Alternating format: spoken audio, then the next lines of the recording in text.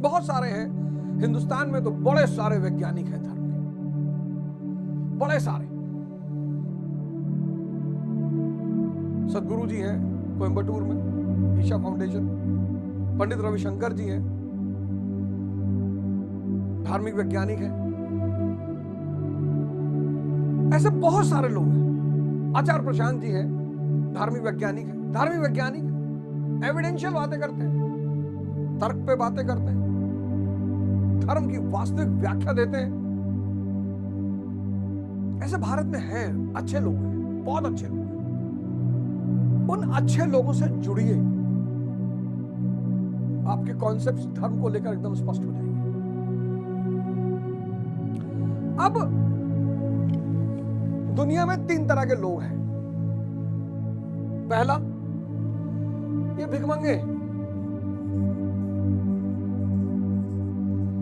भिखमंगे ये 90% है इनकी संख्या पूरी दुनिया में।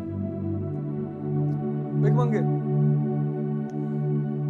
अच्छा, हमको क्या बताया गया है कि भिखमंगा मतलब वो जो पैसा मांगे ना, जो प्रेम मांग रहा है वो भी भिखमंगा है, जो सम्मान मांग रहा है वो भी भिखमंगा है, जो पैसा मांग रहा है वो भी भिखमंगा है।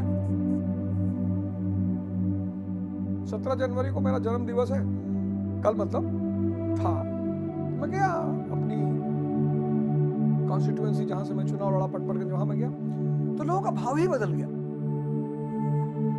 जैसे पहले मैं मिलता था तो लोग दाता के भाव में थे ना, तो दाता के भाव में तो आदमी के अंदर अकड़ आएगी। कल प्रेम का भाव था, कल प्रेम का भाव था, कल लोग प्रेम के भाव से मिल रहे थे। तो ये 90% ये परेशान रहेंगे, ये परेशान, इनकी किस्मत में लिखा है परेशान रहना। एक ग्रुप है, वो है भगोड़े, एस्केपिस्ट। ये भगोड़े, ये 8% है, इनकी जनसंख्या 8%। साधु बन गए, निकल गए। बहुत लोगों से मिला हरिद्वार ऋषिकेश में कि भैया बताओ, फकीर बन गए, घूम रहे हैं। मिला कुछ नहीं, ना माया ना राम, कुछ कहीं भी नहीं है, ना इंद्रियों पे है ना चेतना पे है। 2% लोग वो दाता है, लेकिन ये दाता बनने के लिए शक्ति होना अनिवार्य है।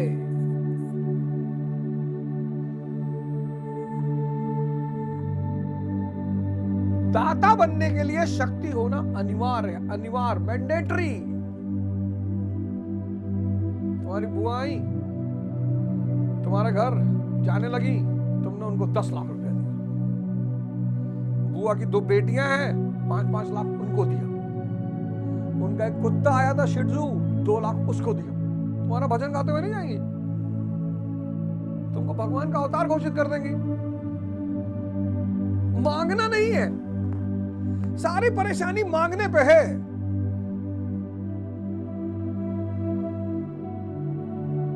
प्रेम देना है, मांगना नहीं है। किसी ने तुमसे कह दिया भाई अब तुम्हारे साथ नहीं रहेंगे, जाओ बाय।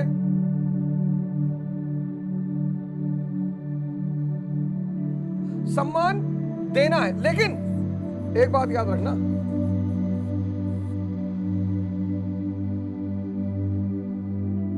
प्रेम, सम्मान, शक्ति, पैसा, ये सिर्फ ताकतवर लोगों पे शोभा देता है।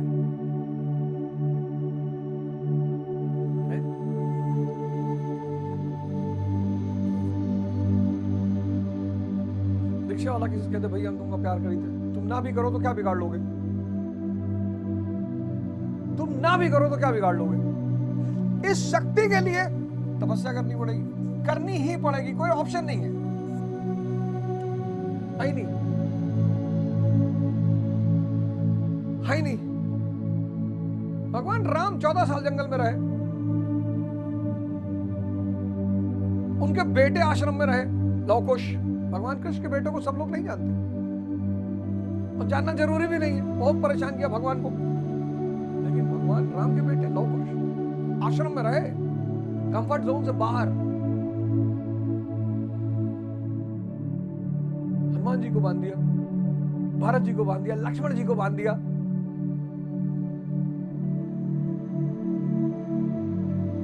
तपस्या करनी पड़ी। शक्ति यानी भगवान। भगवान की डेफिनेशन आप लोग गौर से पढ़ते ही नहीं। भगवान की डेफिनेशन यही, सर्वशक्तिमान, सर्वज्ञानी, सर्वव्याप्त, ओमनीपोटेंट, ओमनीप्रेजेंट, ओमनीसिएंट।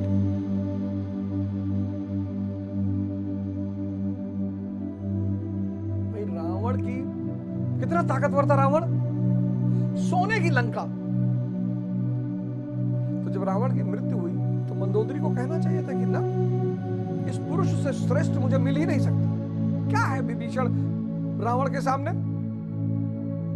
लेकिन रावण की मृत्यु हुई, मंदोदरी ने विभीषण से शादी कर लिया। बाली की मृत्यु हुई और तारा ने सुग्रीव से शादी कर ली।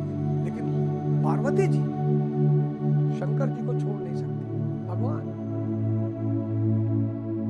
लक्ष्मी जी चाहे जितना लड़ ले विष्णु जी से, विष्णु जी को छोड़ नहीं सकते। तो शक्ति दाता बनना है, दाता के लिए शक्ति आवश्यक है, शक्ति के लिए तपस्या। और इस तपस्या के सूत्र कहां लिखे हैं? भगवत गीता में। परित्राणाय साधूनां विनाशाय च दुष्कृता धर्म संस्थापनार्थाय संभवामि युगे युगे। तुम अगर भजन के रास्ते पे आते हो, शुरुआत करते हो, तो शूद्र की दशा में रहोगे। डरो मत। हर युग में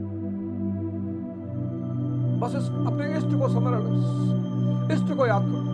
काम हावी हो रहा, क्रोध हावी हो रहा, लोभ हावी हो रहा, मोह हावी हो रहा है, इष्ट का सुमिरन। बाली हावी हो रहा है, मन तुम्हारा बाली हावी हो रहा है, तुरंत हनुमान जी को पकड़ लो, सांसों को। हनुमान जी राम जी से जुड़े हुए हैं और राम जी के सामने बाली की कुछ नहीं चलेगा। बाली मार डालेगा। कितने लड़के हैं जो कह रहे हैं भैया हस्तमैथुन की तो आदत ही नहीं छूट रही है। और कुछ डॉक्टर जो पश्चिम से पढ़ाई करके आए वो उसको सपोर्ट भी कर रहे हैं कि कुछ नहीं होता, महीने में 21 बार कर लो महीने में 21 बार। 2 साल बाद जेंडर चेंज कराना पड़ेगा, किसी की डोली में बैठ के जाओगे।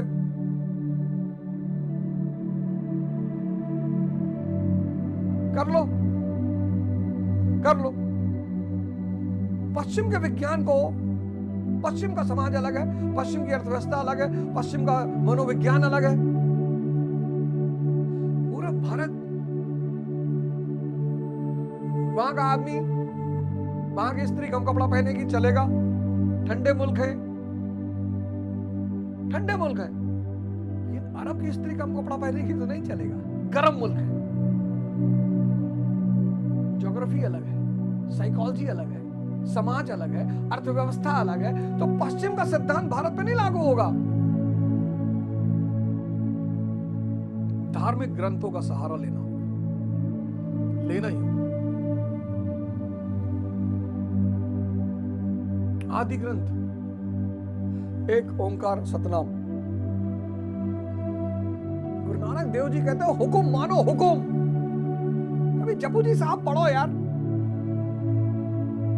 सिखों के पास एक इतनी प्यारा ग्रंथ है जपू जी साहिब। पहली पौड़ी पढ़ लो, पहली पौड़ी, वहीं पे तुम मुक्त हो जाओगे। पहली पौड़ी, दूसरे तीसरे की तो मैं बात ही नहीं कर रहा हूं। पहली हुकुम,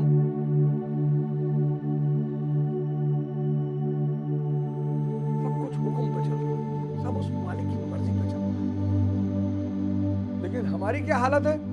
जब तक हमारे पास ताकत है हम अपनी मर्जी चलाते हैं। जब ताकत छीड़ हो जाती है, जब असहाय हो जाते हैं, तब कहते हैं अब जैसे प्रभु की मर्जी। कैंसर के फर्स्ट स्टेज के पेशेंट को क्या लगता है? बच जाएंगे। लेकिन कैंसर के चौथे स्टेज के पेशेंट को लगता है अब भगवान कैंसर का जो पहला स्टेज का पेशेंट है, और कैंसर का पेशेंट मरेगा नहीं, कैंसर का पेशेंट नहीं मर, कोई पेशेंट नहीं मरेगा। ध्यान, साधना, दवाई, ये तीनों चीजों का मिश्रण है। कोई भी बीमारी, कोई भी रोग, सिर्फ दवा काम नहीं करेगी। ध्यान, योग, फिर दवाई।